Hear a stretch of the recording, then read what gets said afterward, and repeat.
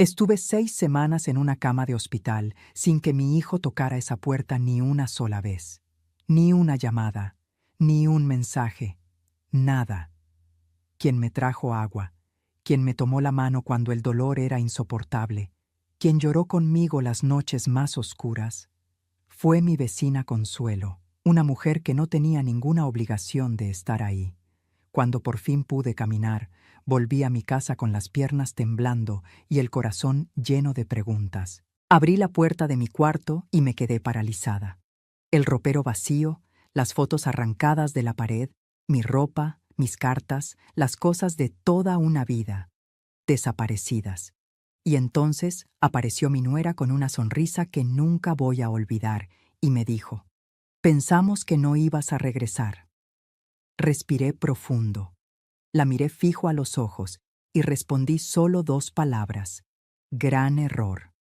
Saqué mi celular y marqué un número que había guardado durante años, esperando que este momento nunca llegara. Lo que pasó en las siguientes horas los dejó sin palabras. Qué alegría tenerte aquí conmigo. Si estás viendo este video, te pido con mucho cariño que te suscribas al canal. Por favor, necesitamos mucho alcanzar 40,000 suscriptores. ¿Puedo contar con su ayuda?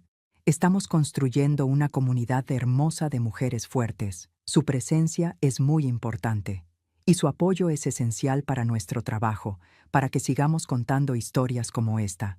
Cuéntame también en los comentarios desde dónde nos está escuchando. Nos emociona saber hasta dónde llegan nuestras historias.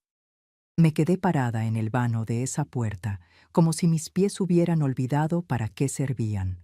No sé cuánto tiempo estuve así, inmóvil, con la mano todavía sobre la manija, mirando hacia adentro de ese cuarto que ya no reconocía como mío. El cuerpo a veces tarda en procesar lo que los ojos están viendo, y creo que el mío simplemente se negó, por un momento, a aceptar la realidad de lo que tenía frente a sí. Porque lo que yo veía no era solo un cuarto vacío, era el borrador de mi desaparición. Era la prueba de que alguien, bajo ese mismo techo, había tomado la decisión de actuar como si yo ya no existiera mucho antes de que yo dejara de existir. Las paredes estaban desnudas, completamente desnudas. Y no me refiero a que estuvieran limpias o despejadas. Me refiero a que estaban heridas. Había manchas rectangulares más claras sobre el fondo de la pintura, contornos fantasmas donde mis cuadros habían colgado durante años. El Cristo que me regaló mi madre, la foto de mi boda, donde Ernesto me miraba como si yo fuera lo único que valía la pena mirar en todo el mundo. El retrato pequeño de Rodrigo de bebé, con esa carita redonda y esos ojos que entonces eran todo inocencia y que yo besaba cada noche antes de apagar la luz. Todo eso arrancado. Esas formas más claras en la pared eran cicatrices, marcas de lo que estuvo y ya no está. Y me golpearon con una fuerza que no esperaba, porque de repente comprendí que no solo habían sacado mis cosas, habían intentado borrar mis rastros, como si yo fuera algo que se limpia, como si 40 años de vida en esa casa pudieran desaparecer con una tarde de trabajo y unas bolsas de basura. El ropero estaba abierto de par en par. Lo primero que noté fue que ni siquiera había quedado un gancho, ni uno. Eso me pareció extraño de una manera que no supe explicarme en ese instante, pero que después entendí. Los ganchos son detalles, son cosas pequeñas que la gente olvida cuando actúa con prisa. Si no quedó ni un gancho, fue porque no actuaron con prisa, actuaron con método. Alguien revisó ese ropero con calma y se aseguró de que no quedara absolutamente nada. Eso me heló más que el ropero vacío en sí. El olor del cuarto era diferente. Ya no olía a mí, a mi crema de manos de lavanda, al sahumerio que encendía los domingos, al detergente con el que yo lavaba mis sábanas desde hace más años de los que puedo contar. Olía a algo dulzón y artificial, un perfume que no era mío, que alguien había rociado como si quisiera tapar con fragancia lo que había hecho, como si el olor de mi vida fuera algo que también había que eliminar. Fue entonces cuando vi la media. Estaba en el rincón más alejado del cuarto, casi escondida bajo el zócalo, aplastada contra la pared como si hubiera sido empujada ahí de un barrido descuidado. Era de lana color crema, con un pequeño borde bordado en azul. La reconocí de inmediato. Era parte de un par que Consuelo me había regalado el invierno pasado, porque decía que yo siempre tenía los pies fríos y que eso no era bueno para la circulación. Me agaché para recogerla. Me costó más de lo que me debería costar. Las semanas en cama me habían robado fuerza en las piernas y bajarme hasta el suelo fue un esfuerzo que me recordó, con toda su crueldad, que todavía estaba recuperándome, que acababa de salir de una cirugía seria, que mi cuerpo todavía era frágil, y aún así me agaché. Recogí esa media y la sostuve entre las manos como si fuera un objeto sagrado, porque en ese momento, en ese cuarto vaciado y borrado, era lo único que quedaba de mí, una media de lana, un regalo de la única persona que no me había fallado. Itzel seguía hablando detrás de mí. No se había movido del marco de la puerta. Su voz tenía ese tono particular que yo había aprendido a reconocer a lo largo de los años, el tono de quien ya decidió, ya ejecutó y ahora solo está informando, no pidiendo disculpas, no explicando con vergüenza, informando, como quien lee un comunicado en voz alta. Necesitábamos el espacio, dijo. La casa se había vuelto muy pequeña para todos, y con la situación que se fue dando, tomamos las decisiones que creímos necesarias. Las cosas las donamos porque no tenía sentido tenerlas guardadas sin saber cuánto tiempo más iban a estar ahí.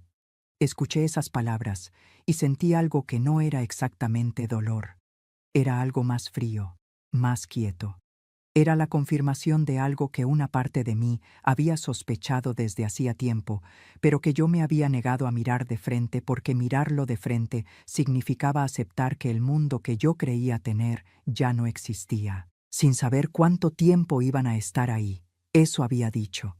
Mis cosas, mi ropa, mis fotos, mi historia, todo eso tenía una fecha de vencimiento en la cabeza de esa mujer, y esa fecha dependía de cuánto tiempo yo siguiera viva. Lo procesé en silencio. Lo guardé adentro con cuidado, en ese lugar donde una guarda las cosas que todavía no puede mostrar. Me di vuelta despacio y la miré.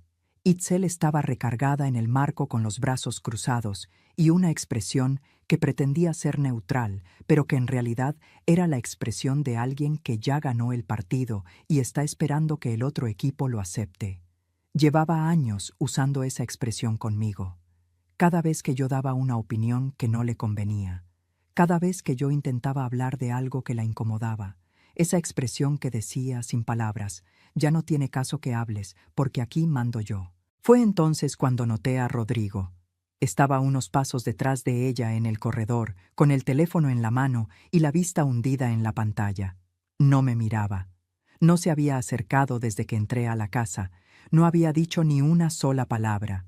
Mi hijo, el hombre al que le di todo lo que tuve, y también lo que no tuve.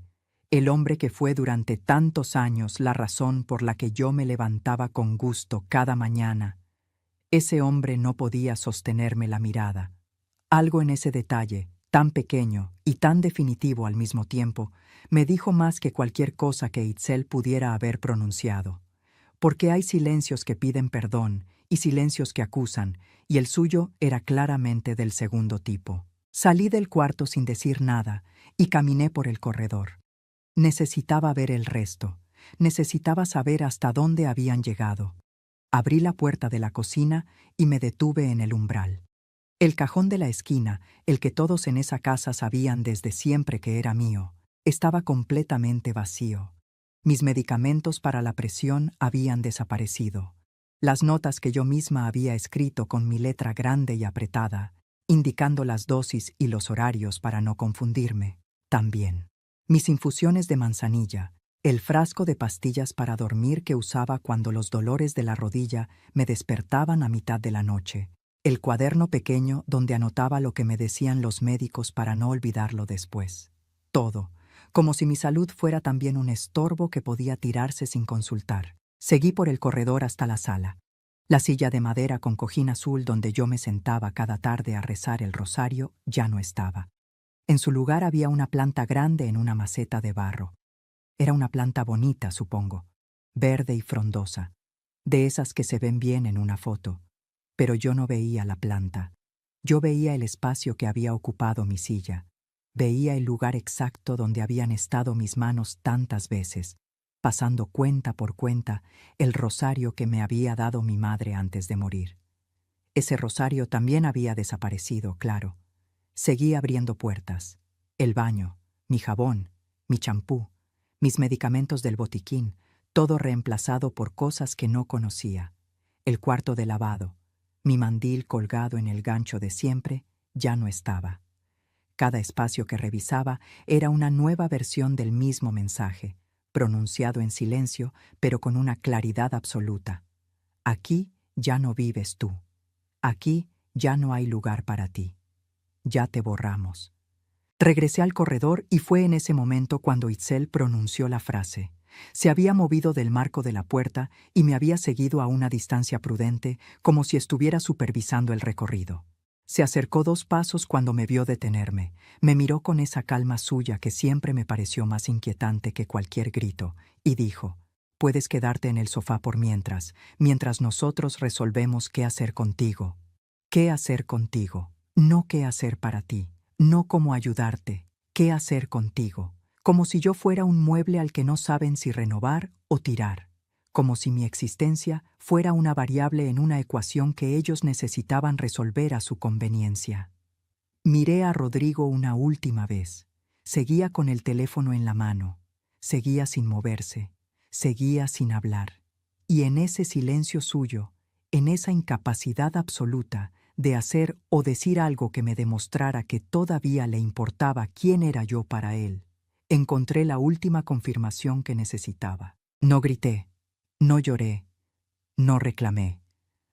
Algo dentro de mí, algo que llevaba mucho tiempo dormido esperando que llegara este momento exacto, despertó con una serenidad que me sorprendió incluso a mí misma. Tomé mi bolsa del hombro, la misma bolsa humilde con la que había salido del hospital esa mañana, con las pocas cosas que alcancé a guardar antes del alta, y caminé hacia el quintal. Salí por la puerta de atrás con pasos lentos pero deliberados, dejando atrás el corredor y la sala y las miradas de los dos, y me senté en el borde del cantero de flores, el mismo cantero que yo había llenado de tierra buena y semillas con mis propias manos en tiempos más amables. Saqué el teléfono, busqué el número, lo marqué, y mientras escuchaba sonar la llamada, con el sol de la tarde cayendo sobre mis manos y el olor de la tierra húmeda mezclándose con ese perfume extraño que había invadido mi casa, sentí por primera vez en mucho tiempo que el temblor de mis piernas no era solo debilidad. Era el inicio de algo. ¿Adivinas quién contestó esa llamada? ¿Crees saber lo que esa persona tenía guardado? No te vayas, porque lo que viene a continuación va a cambiar completamente todo lo que creías entender de esta historia. Me llamo Norma. Tengo poco más de 65 años y llevo 11 siendo viuda. Ernesto, mi marido, murió un martes por la tarde de un infarto que no avisó, que no dio señales, que simplemente llegó y se lo llevó en cuestión de horas. Yo estaba en la cocina cuando me llamaron del hospital. Llegué corriendo con Rodrigo de la mano, un niño de apenas 10 años todavía, sin entender bien qué estaba pasando. Cuando nos dijeron que Ernesto no había sobrevivido, el mundo se partió en dos. El mundo de antes, donde yo tenía un marido y un compañero y alguien que me miraba con amor. Y el mundo de después, donde era yo sola con un hijo y una deuda y el miedo de no saber si iba a alcanzar. Nunca tuve estudios más allá de la secundaria. Lo que tuve fue voluntad y las manos de mi madre, que me enseñó a coser desde niña. Eso fue lo que me salvó. Cosía vestidos de quinceañera, uniformes escolares, blusas, faldas, dobladillos, lo que cayera. También lavaba y planchaba ropa ajena. No me avergüenza decirlo. Me da orgullo. Porque con esas manos callosas y esa máquina de coser que rechinaba un poco cuando se cansaba, saqué adelante a mi hijo. Le di zapatos limpios cada inicio de año escolar. Le pagué los libros. Le compré el traje cuando se graduó. Estuve en cada paso que dio. Rodrigo fue siempre mi motor, el muchacho estudioso que llegaba con buenas calificaciones, que se esforzaba, que me daba las gracias cuando le servía la cena. el hombre joven que consiguió trabajo de oficina y me dijo, con esa sonrisa que yo conocía desde que tenía dientes de leche, que ya no me iba a faltar nada. Yo me lo creí. Con toda el alma me lo creí. Cuando llegó Itzel, una mujer de familia acomodada, con estudios y opiniones y una manera de moverse por el mundo que decía a gritos que ella sabía exactamente lo que valía, pensé que era una bendición. Pensé que alguien así lo completaría, que lo haría crecer, que sería la compañera que mi hijo merecía. No vi las señales, o las vi y no quise mirarlas. Porque cuando una quiere creer que todo está bien, tiene una capacidad sorprendente para no ver lo que tiene enfrente. Las visitas se fueron espaciando. Primero dejaron de venir los domingos. Luego las llamadas se hicieron más cortas. Luego, sin que nadie lo dijera en voz alta, pasé de ser la madre a ser la suegra tolerada. Y después, sin que tampoco nadie lo dijera, pasé de la suegra tolerada al problema que no saben cómo resolver. Consuelo lo vio antes que yo. Consuelo siempre veía las cosas antes que yo. Era mi vecina de toda la vida, viuda también, con quien compartía el café de cada mañana y la mayoría de mis silencios importantes. Una mujer de pocas palabras, pero de las palabras correctas, en el momento correcto. Tenía un hijo que trabajaba en la delegación de una ciudad cercana. Mauricio. Lo llamaba con orgullo cada vez que podía. Un buen hombre, decía ella. Serio, recto. Yo lo escuchaba y asentía sin imaginar que algún día ese nombre me importaría tanto. La internación llegó de golpe, como llegan las cosas que cambian todo. Un dolor abdominal que empezó una noche sin avisar y no paró. Una obstrucción intestinal que requirió cirugía de urgencia. Las primeras semanas fueron las más difíciles de mi vida. Hubo noches en que los médicos no ocultaban su preocupación. Noches en que yo miraba el techo de la habitación del hospital y me preguntaba si volvería a ver mi casa. El hospital avisó a Rodrigo desde el primer día. Su respuesta llegó en forma de mensaje de texto, unas pocas palabras que leí varias veces sin poder creer que fueran todo lo que tenía para darme. Cualquier novedad me avisas. Consuelo estuvo ahí cada día. Durmió en una silla de plástico en el corredor más noches de las que debería haber dormido en esa posición a su edad. Pagó de su propio dinero los medicamentos que faltaban. Me trajo comida casera cuando ya pude comer. Me tomó la mano en las noches más oscuras. Hizo, con una generosidad que todavía me cuesta procesar, exactamente lo que un hijo debería haber hecho. Y mi hijo no hizo nada. Eso es lo que necesitas saber. Eso es el fondo de todo lo que vino después. ¿Recuerdas lo que sentiste la primera vez que alguien a quien amabas te dio la espalda cuando más lo necesitabas? Ese vacío tiene un nombre, y yo lo aprendí de memoria en esas semanas. Cuéntame en los comentarios si alguna vez viviste algo parecido. Quiero leerte. Estaba sentada en el borde del cantero con el teléfono en la mano cuando Consuelo contestó al segundo tono. Hablé en voz muy baja, casi en susurro, aunque no había nadie cerca de mí en ese quintal.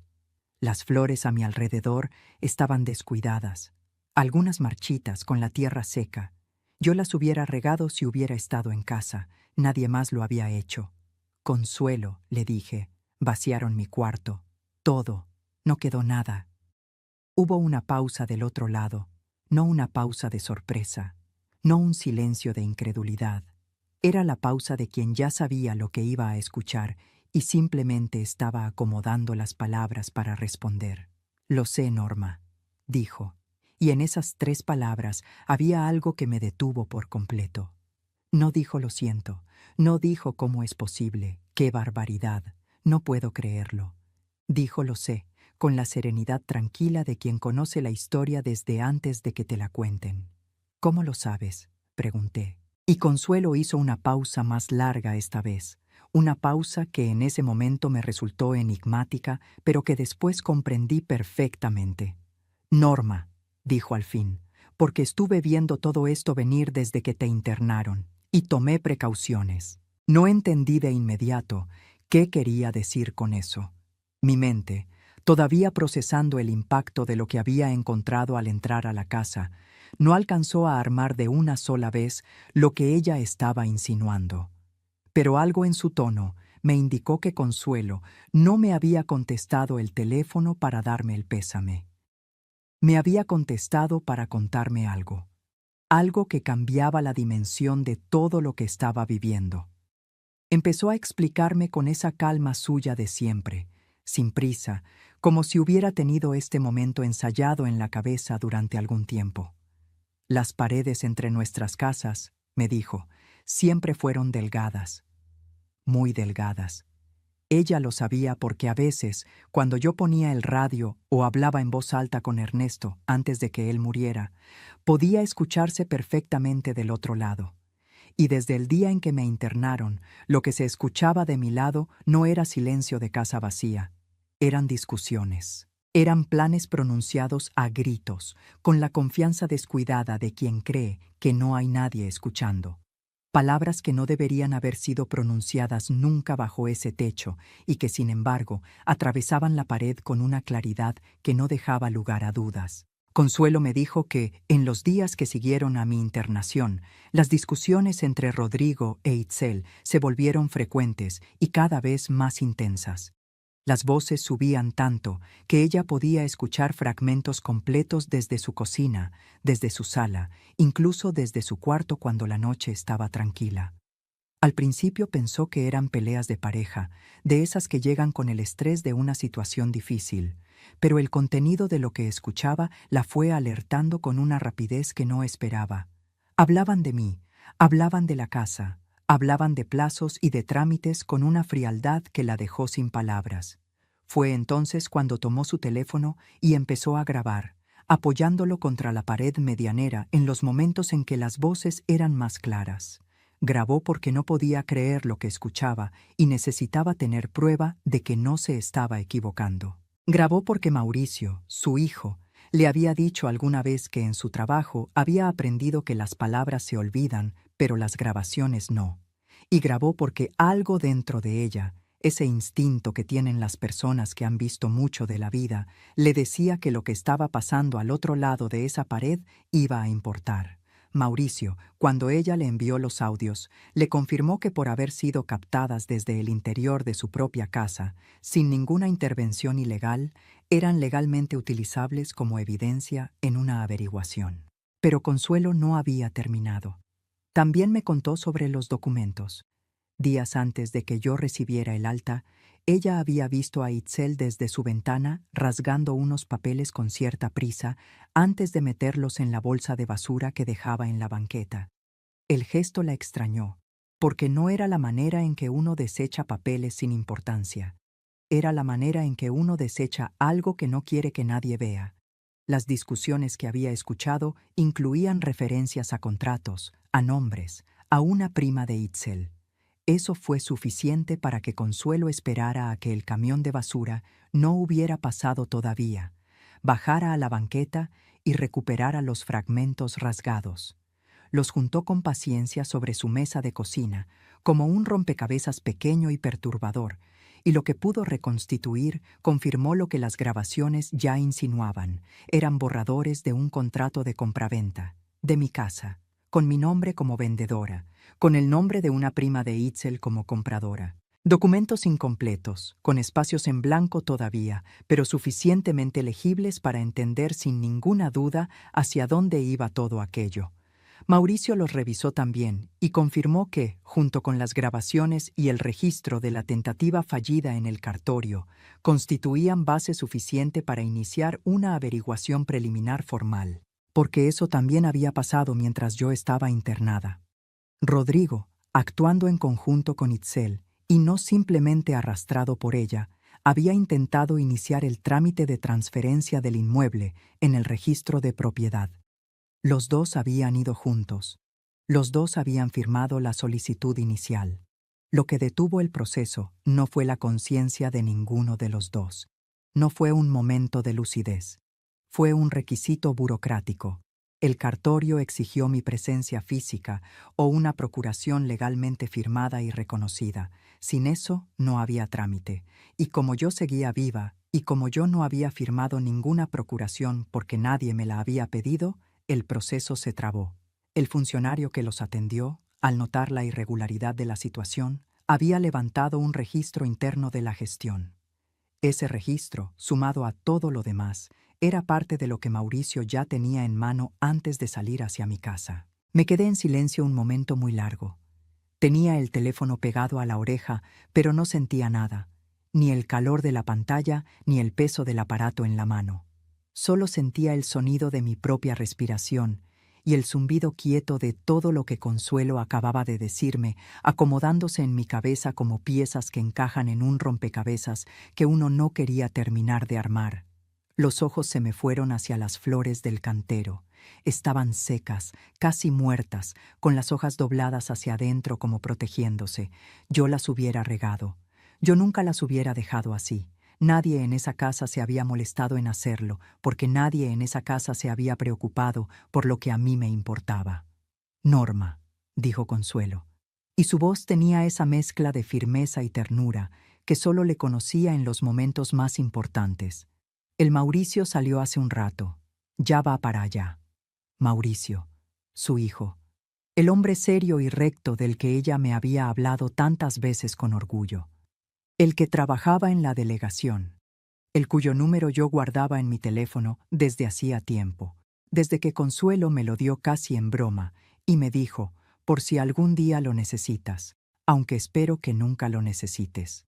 Yo lo había guardado con la misma esperanza, pero hoy lo había necesitado, y él ya estaba en camino. ¿Qué crees que iba a pasar cuando Mauricio llegara a esa puerta? ¿Crees que Rodrigo e Itzel tenían la más mínima idea de lo que se venía encima?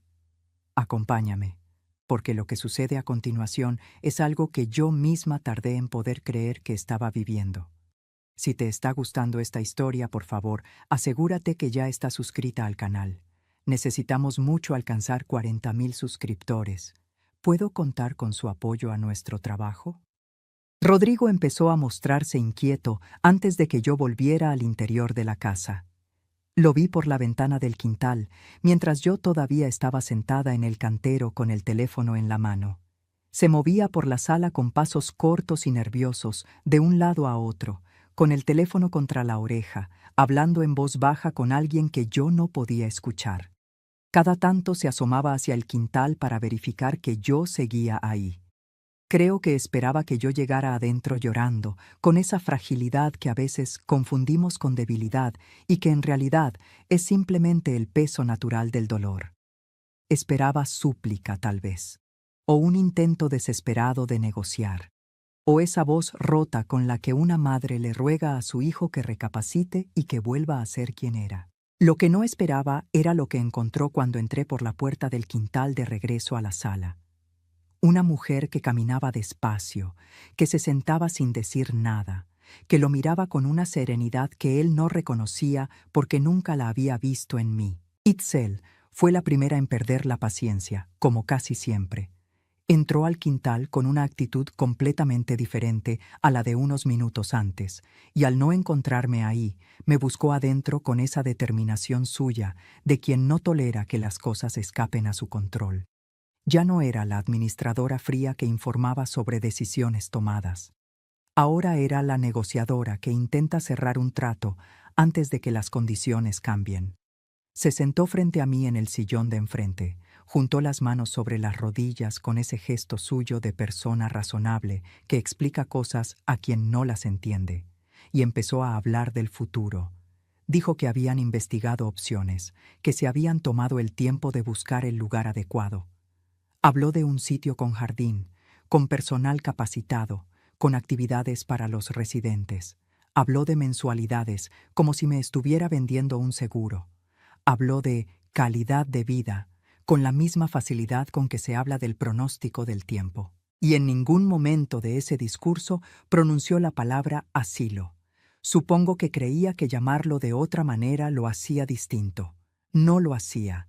Era exactamente lo mismo, envuelto en palabras más cómodas para quien lo proponía, no para quien lo recibía. Yo la escuché. La dejé hablar. No la interrumpí.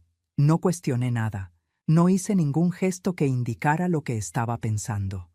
Itzel interpretó ese silencio como receptividad, o tal vez como resignación, que era lo que ella esperaba de mí.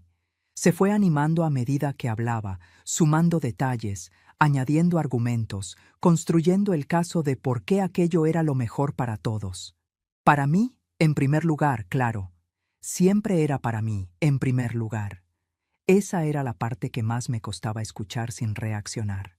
La manera en que ella enmarcaba todo como un favor, como una preocupación genuina, como el sacrificio generoso de quien se toma el tiempo de buscar soluciones para los demás. Rodrigo se acercó después. Traía un discurso preparado. Eso era evidente. Lo noté en la respiración que tomó antes de empezar, en el orden demasiado prolijo de las ideas, en el tono de quien repasó las palabras varias veces antes de pronunciarlas.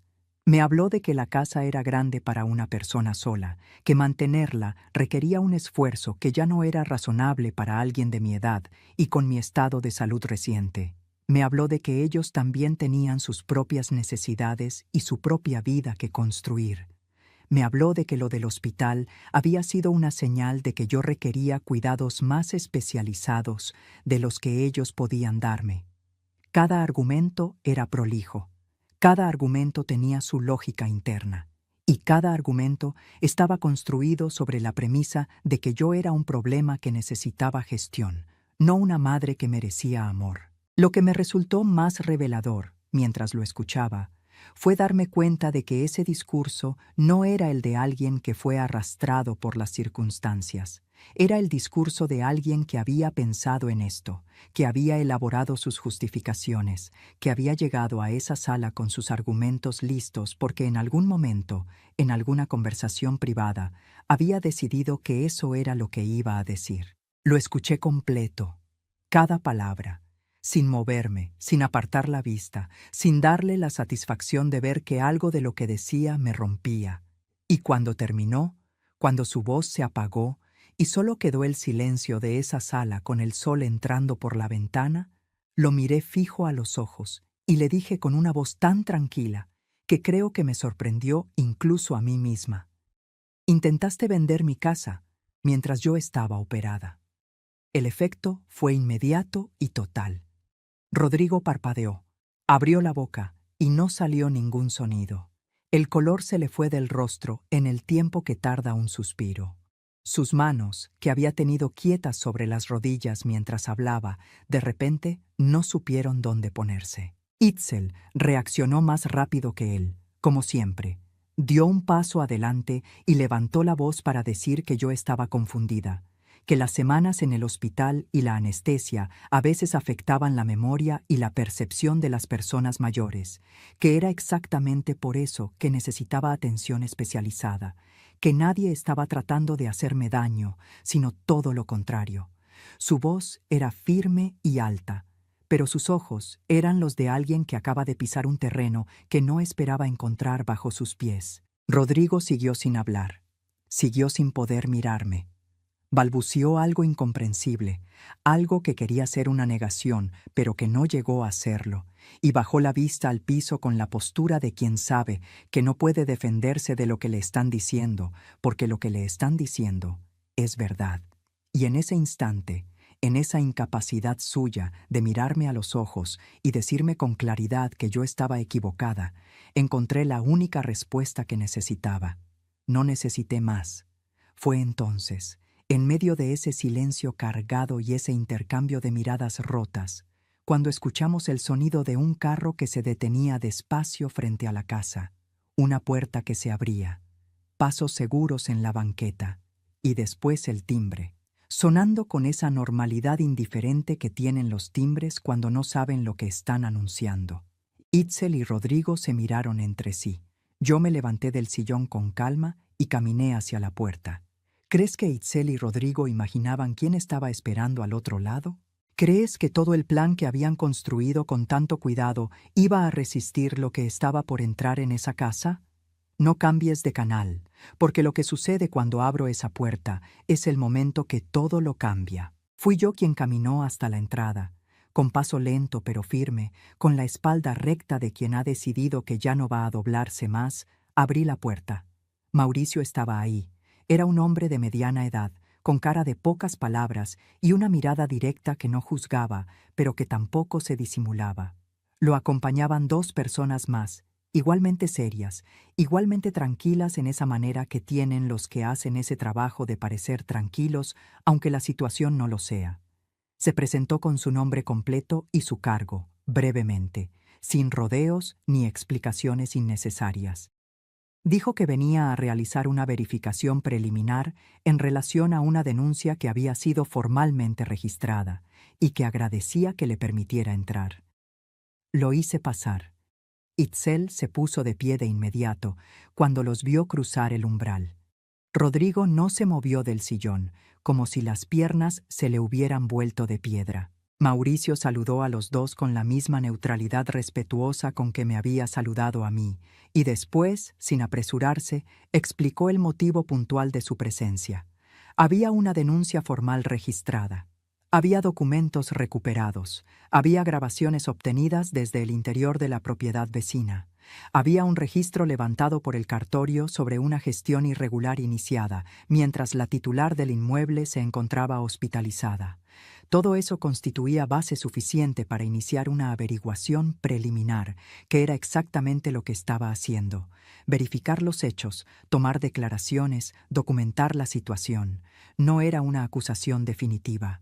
Era el inicio de un proceso que seguiría su curso con la rigurosidad que correspondía. Cada palabra que pronunciaba era precisa, y cada una de esas palabras caía en el aire de esa sala con un peso que Itzel y Rodrigo claramente no habían anticipado. Vi cómo el rostro de Itzel cambiaba de expresión mientras escuchaba. Primero incredulidad, después cálculo, después algo que se parecía mucho al miedo, aunque ella hiciera todo lo posible por no dejarlo ver. Rodrigo simplemente se fue derrumbando en silencio, poco a poco, como una estructura que pierde los apoyos uno por uno. El derrumbe de Rodrigo llegó antes de lo que yo esperaba. No fue dramático, no hubo llanto ni gritos ni escenas teatrales. Fue ese colapso silencioso y terrible de quien ve que el piso que pisaba no era sólido y cae hacia adentro sin hacer ruido. Empezó a hablar de manera atropellada, señalando a Itzel, diciéndole a Mauricio que había sido idea de ella desde el principio, que él nunca había querido llegar tan lejos, que solo había seguido la corriente. Pero Mauricio lo interrumpió con calma y le recordó que su nombre también figuraba en la solicitud registrada en el cartorio, que él también había estado presente en esa gestión, que los hechos no distinguían entre quién propone y quién ejecuta cuando ambos participan. Rodrigo cerró la boca. Itzel lo miró con una frialdad que heló el ambiente de esa sala. «No me eches a mí lo que tú decidiste», le dijo. Una frase breve, dicha sin levantar la voz, sin alterarse. Y en esa frase breve estaba toda la dinámica de años que yo había elegido no ver con claridad. Mauricio sacó el teléfono de Consuelo, que ella le había entregado antes de que él saliera hacia mi casa, junto con todas las grabaciones ya revisadas y seleccionadas. Él ya las conocía, ya había escuchado cada una de ellas antes de llegar. Había elegido reproducir una en particular no porque fuera un descubrimiento de último momento, sino porque era la más relevante para que yo, y también Rodrigo e Itzel, entendieran con claridad la dimensión de lo que estaba documentado. La voz de Itzel llenó la sala, nítida, inconfundible, sin lugar a dudas. Hablaba de la casa, de los tiempos del trámite, de los plazos, de cómo gestionar los detalles para que todo pareciera limpio desde afuera. Y después, en un tono diferente, más bajo, más calculado, como el tono de alguien que está razonando en voz alta sobre algo que ya tiene resuelto en la cabeza, decía algo que yo nunca había escuchado antes, algo que yo no sabía que existía, algo que cambió, en el tiempo que tarda un latido, todo lo que yo creía entender sobre lo que había pasado durante esas semanas en el hospital. ¿Sabes cuál es el descubrimiento más difícil que puede hacer una madre? No es descubrir que su hijo falló, es descubrir que su hijo eligió fallar, que hubo un momento exacto, una conversación precisa, en la que tomó una decisión. Sigue aquí conmigo, porque lo que viene es lo más duro de toda esta historia, y necesito que lo escuches completo. La voz de Itzel en la grabación era la de alguien que razona con una frialdad que todavía me cuesta describir sin que se me revuelva algo por dentro. Si vas al hospital y ella se recupera, puede cambiar todo. Puede poner la casa a nombre de la vecina o de alguna fundación. Tú sabes cómo se ponen las viejas cuando se sienten solas y abandonadas. De repente les da por ser generosas con los extraños. Pero si no vas, si ella muere sin haberte visto, nadie puede señalarte a ti. El hospital tiene la responsabilidad médica. Tú simplemente no supiste a tiempo que era tan grave. Una pausa. El sonido de la respiración de los dos, y después la voz de mi hijo. La voz que yo reconocería entre miles y entre millones porque la escuché llorar por primera vez el día que llegó al mundo. La voz que pedía agua en las noches de fiebre. La voz que me dijo: mamá, te quiero más veces de las que puedo contar. Esa voz dijo: está bien, tienes razón, no voy. 3 frases. 7 palabras, y en esas 7 palabras estaba todo. No había sido indiferencia, no había sido cobardía pasiva, ni negligencia, ni falta de tiempo, ni de dinero, ni de posibilidades. Había sido una decisión, tomada con plena conciencia, en una conversación real, en un momento real, en el que Rodrigo sopesó sus opciones y eligió no aparecer porque creyó que si yo moría, las cosas serían más simples, más ordenadas, más rentables para él. Y lo que me destrozó no fue solo eso. Fue el silencio que siguió a esas palabras en la grabación. Porque después de que Rodrigo dijo: está bien, tienes razón, no voy, no hubo arrepentimiento inmediato. No hubo una pausa larga de alguien que lucha consigo mismo. Hubo el sonido de una silla moviéndose, de pasos, de la vida continuando como si esa decisión no tuviera el peso que tenía. Sentí que algo en mi interior se sacudía de una manera que no esperaba. No fue el dolor tranquilo que había cargado todo el día. Fue algo físico, repentino, como cuando la tierra se mueve bajo los pies y el cuerpo reacciona antes de que la mente termine de procesar. Me faltó el aire por un instante. Sentí las manos frías de golpe a pesar del calor de la tarde. Me apoyé en el respaldo del sillón sin darme cuenta de que lo hacía. Cerré los ojos un segundo, solo un segundo, porque necesitaba que todo dejara de girar. Mauricio lo notó y se acercó un paso, preguntando en voz baja si me encontraba bien. Le dije que sí, con un movimiento de cabeza, aunque no estaba segura de que fuera verdad, porque en ese momento no estaba bien. Estaba procesando la diferencia entre saber algo y confirmarlo, entre temer lo peor y escucharlo con la propia voz de tu hijo. Y eso no se procesa sin que el cuerpo acuse el golpe. Después, cuando el mareo pasó y la respiración volvió a su ritmo, algo más quieto tomó su lugar. No era serenidad todavía. Era el silencio que viene después de que algo se rompe definitivamente y ya no hay manera de pegarlo. El silencio de quien entiende que el hijo que conoció, el niño de 10 años que lloraba en el hospital cuando su padre no sobrevivió, ese hijo se había ido perdiendo mucho antes de que yo me diera cuenta. Y yo, con todo mi amor, con toda mi dedicación, con toda la vida que invertí en él, no lo había podido retener. ¿Alguna vez llegaste al punto en que ya no pudiste seguir justificando a alguien que amabas? Ese momento en que la evidencia se vuelve tan clara que ya no hay manera de mirar para otro lado por más que quieras. Es un momento que duele de una manera que no tiene palabras suficientes. Cuéntame en los comentarios si alguna vez viviste algo así. A veces nombrar el dolor ayuda a cargarlo un poco menos. Mauricio pausó la grabación. La sala quedó en silencio absoluto. Itzel tenía la mandíbula apretada y la mirada clavada en algún punto de la ventana, con los brazos cruzados sobre el pecho, sin decir nada. Rodrigo tenía los ojos enrojecidos y la vista en el piso.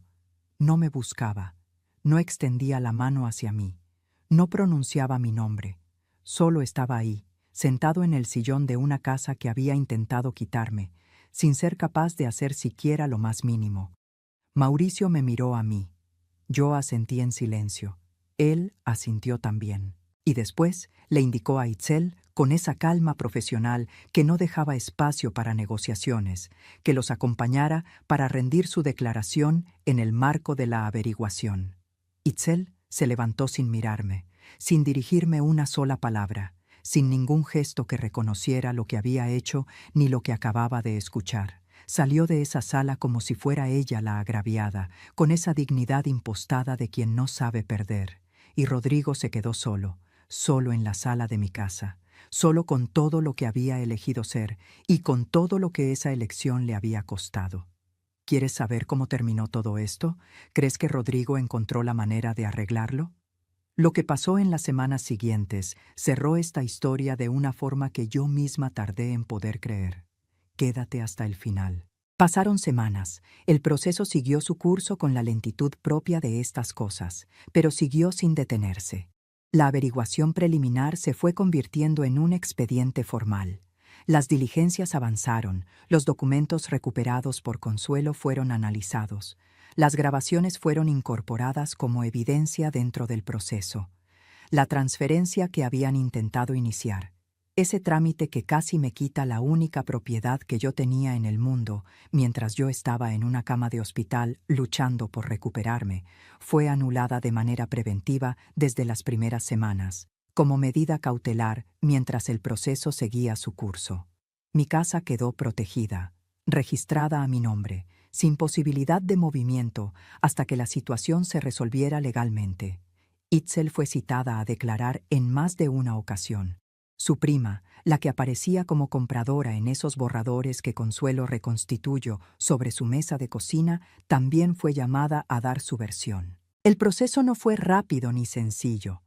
Hubo momentos en que yo me despertaba en las noches con esa angustia quieta de no saber cómo terminaría todo, de si el sistema funcionaría o si al final las cosas se diluirían como a veces se diluyen. Pero Mauricio me mantuvo informada con la misma discreción y la misma seriedad con que había manejado todo desde el principio. No me prometió resultados que no podía garantizar. Me explicó los pasos, los tiempos, las posibilidades reales. Y yo aprendí en esas semanas que hay cosas en las que es posible confiar si uno tuvo la fortuna de encontrar a las personas correctas. Itzel pidió el divorcio antes de que el proceso terminara. En cuanto vio que las consecuencias iban a ser reales, en cuanto entendió que ya no había manera de salir de aquello sin cargar con una parte del peso, decidió que Rodrigo ya no le convenía. Lo dejó con la misma eficiencia con que había planificado todo lo demás, sin drama, sin escenas, con la frialdad pragmática de quien corta una inversión que dejó de ser rentable. Rodrigo se quedó solo, sin ella, sin la casa que habían planeado quedarse, sin el futuro que habían imaginado construir sobre mis espaldas. Supe todo eso a través de terceros, a través de Mauricio, a través de algunos conocidos comunes que a veces me cruzaba en la calle. Yo no lo busqué, no llamé, no pregunté. Había llegado a un punto en mi vida en que entendí que el silencio también es una forma de respuesta y que a veces la respuesta más honesta es no dar ninguna. Rodrigo apareció en mi puerta una mañana, tiempo después de que las medidas cautelares ya estuvieran firmes y el proceso siguiera su camino sin que yo necesitara intervenir. Escuché el timbre y supe antes de abrir que era él. Tenía ese presentimiento que solo dan los años de conocer a alguien desde que nació. Abrí la puerta y lo encontré parado en el umbral, sin atreverse a entrar, con esa postura de quien sabe que no tiene derecho a cruzar sin permiso. Estaba diferente, más delgado, visiblemente, con ojeras profundas y la ropa sin el cuidado de siempre, un poco arrugada, como la ropa de alguien que duerme mal y que por las mañanas ya no tiene energía para los detalles. Me miró y por primera vez en mucho tiempo no desvió la vista. Me sostuvo la mirada, y en esa mirada yo vi muchas cosas al mismo tiempo: vergüenza, agotamiento, algo que quería parecer arrepentimiento y que tal vez lo era, aunque ya no pudiera cambiar nada. Empezó a hablar, un discurso largo y desordenado que iba del arrepentimiento a las explicaciones y de las explicaciones de regreso al arrepentimiento en espirales que se repetían sin llegar a ningún lugar claro. Decía que había sido débil, que Itzel lo había manejado desde antes de lo que yo imaginaba, que él siempre había sido incapaz de contradecirla, que se dejó llevar sin medir las consecuencias. Pero también decía, y esto me importó más que cualquier otra cosa que pronunció esa mañana, que sabía que no era inocente, que había estado presente en ese cartorio, que había escuchado las conversaciones y no las había detenido, que había tomado decisiones propias aunque hubiera alguien empujándolo, que lo sabía, que eso era lo que más le costaba cargar. Decía que nunca quiso que yo muriera, que en el fondo siempre me quiso, que se odió a sí mismo cada día de esas semanas, pero que tampoco fue capaz de ir contra lo que ya había puesto en marcha. Decía que lo sentía de verdad, que no esperaba que yo lo perdonara, pero que necesitaba que yo supiera que lo sentía. Yo lo escuché completo, con la misma paciencia con que lo había escuchado siempre, con esa paciencia de madre que a veces confundimos con infinita, cuando en realidad también tiene un límite. Y cuando terminó, cuando su voz se quebró ligeramente al final y se quedó esperando, lo miré a los ojos con la calma que aprendí a cargar como un escudo durante todos esos meses y le dije, te esperé durante 6 semanas en ese hospital. Cada día esperé que abrieras esa puerta. Ni una sola vez lo hiciste. Eso me enseñó todo lo que necesitaba saber. No grité. No le deseé ningún mal. No le recriminé nada de lo que no había dicho ya, implícita o explícitamente, en todo lo que habíamos vivido. Simplemente cerré la puerta, con suavidad, con esa tranquilidad de quien ya procesó lo que tenía que procesar, ya lloró lo que tenía que llorar en la intimidad de sus propias noches, y que ya no necesita seguir cargando con lo que no le pertenece. Cerré la puerta y me quedé un momento parada del otro lado, con la mano todavía sobre la manija, respirando, y lo que sentí no fue triunfo, no fue venganza satisfecha, fue algo mucho más simple y mucho más profundo, fue alivio, el alivio silencioso de soltar un peso que había cargado durante demasiado tiempo. Esa tarde, Consuelo vino a casa. Preparé café, el mismo café de siempre, con la misma cafetera de aluminio que uso desde hace más años de los que recuerdo. Nos sentamos en el quintal, en la misma mesa de siempre, bajo el mismo cielo de siempre. Yo había replantado las flores del cantero, las mismas que Itzel había arrancado cuando decidió que el quintal necesitaba otra imagen. Tardaron en agarrar. Hubo días en que pensé que no iban a sobrevivir, que el daño había sido demasiado, que ya no había manera de que volvieran. Pero agarraron. Crecen mejor ahora que antes, creo yo. Más libres, tal vez, más afianzadas en la tierra. Consuelo me preguntó cómo estaba mientras le pasaba su taza. Le dije la verdad, como siempre se la digo, cansada, pero entera, dolida, pero libre. Era una combinación extraña de sentir, pero era honesta. Y con Consuelo nunca necesité ser otra cosa que honesta. Hay personas que solo te valoran cuando creen que puedes desaparecer, que te miran de reojo mientras estás enferma calculando lo que dejarás, lo que vale lo que tienes, el espacio que ocupas y que ellos podrían ocupar mejor. Y hay personas que se quedan aunque no tengan ninguna razón para hacerlo, que duermen en sillas de plástico en pasillos de hospital porque no soportan la idea de que estés sola, que guardan fragmentos de papel rasgado de una bolsa de basura porque tienen el instinto de quién sabe, antes de que los hechos lo confirmen, que esos papeles van a importar, que graban lo que escuchan a través de una pared delgada porque algo dentro de ellas dice que hay que dejar constancia de lo que está pasando. Aprendí a distinguir a unas de otras. Me costó mucho. Me costó años de no querer ver lo que tenía enfrente, años de justificar y de perdonar antes de que hubiera razones suficientes para hacerlo, años de creer que el amor que yo daba iba a ser devuelto en la misma medida, porque así es como yo entendía que funcionaban las cosas.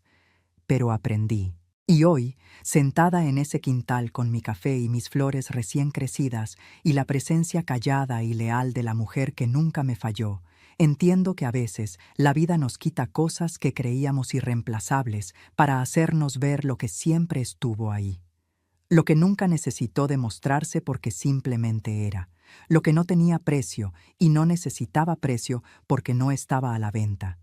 Eso es lo que me quedó de todo esto, no la amargura, no el rencor, la claridad y la certeza, tranquila y firme como la tierra de ese cantero, de que incluso después de lo peor, mientras haya una taza de café y alguien que te quiera de verdad al otro lado de la mesa, todavía vale la pena seguir. Si te gustó esta historia, haz clic en este próximo video que está apareciendo en la pantalla, porque la próxima traición supera todo lo que has visto hasta ahora. Y no te olvides suscribirte en el canal, para que no te pierdas ni una sola historia.